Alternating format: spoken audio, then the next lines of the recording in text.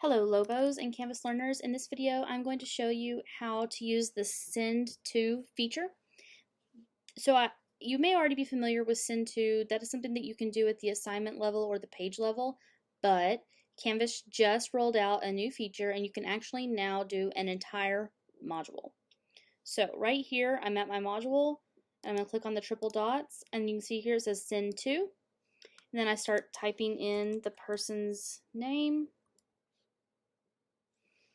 and then find them and say send, and that's going to send that entire module to Melissa.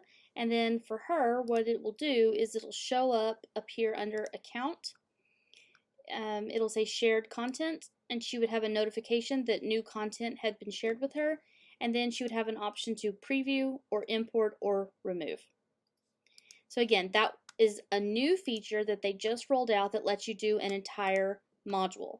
Now keep in mind that there are some items that may not be compatible, like some LTI items, but that it does work for pages, assignments, discussions, things like that. If you go back to the email that I sent earlier this week, it tells you exactly what all will come over.